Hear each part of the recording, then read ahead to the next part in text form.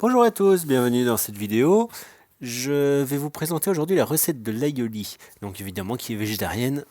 Donc c'est une base de mayonnaise et on rajoute de l'ail, c'est un peu différent de la mayonnaise.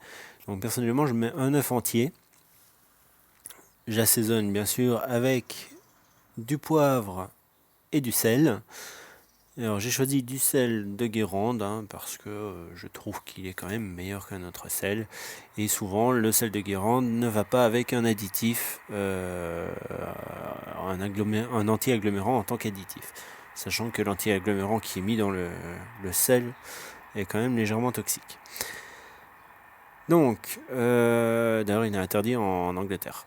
Donc on va mettre, comme pour de la mayonnaise, de la moutarde, si j'arrive à l'ouvrir. Donc je vais mettre 4 cuillères de moutarde. Je dis des bêtises, je vais mettre 2 cuillères de moutarde, pardon, 2 grosses cuillères à soupe de moutarde. Voilà,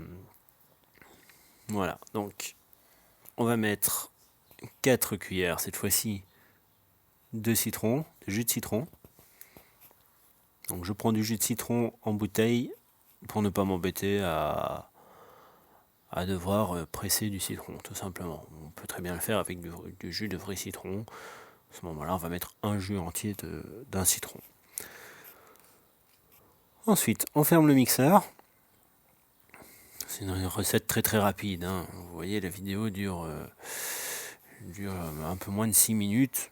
Je ne l'ai pas beaucoup écourté. Je pense que j'ai dû mettre 10 minutes à faire la recette. Alors, qui dit aioli dit ail.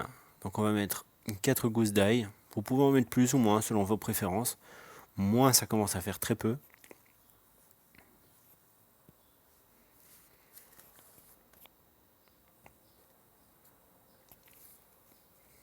Mais donc là on est en puissance 1 sur le mixeur. J'ai accéléré un peu la vidéo, mais voilà.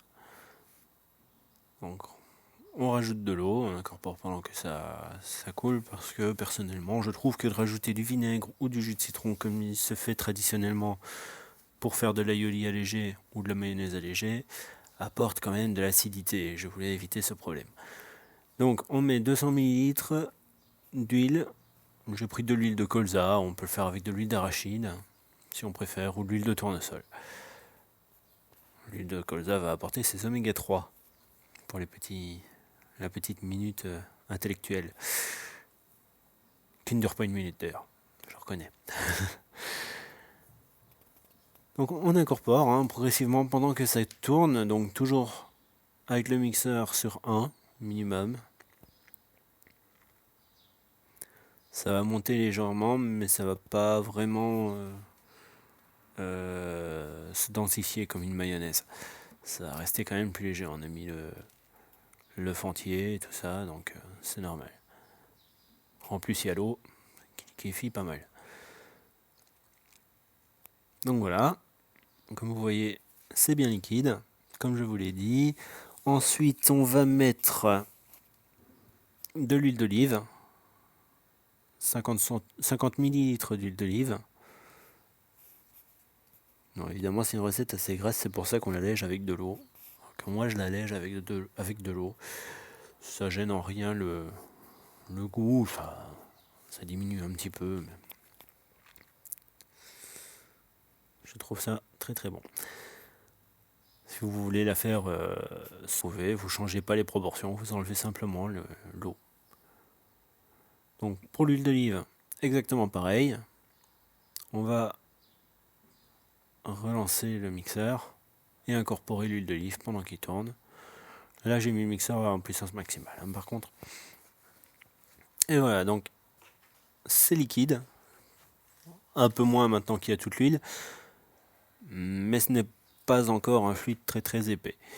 Donc on va le mettre au réfrigérateur pendant 1 heure environ, une demi-heure peut-être. Et là ça va s'épaissir, on va pouvoir dresser un plat comme je l'ai fait au début de la vidéo avec des tomates, des échalotes sautées et des pommes de terre sur lesquelles j'ai coulé simplement l'aioli. Alors maintenant ça va être le moment que je préfère bien sûr. Le moment d'aller chercher une cuillère pour goûter le plat, ou plutôt la sauce que j'ai préparée, juste pour le plaisir des papilles.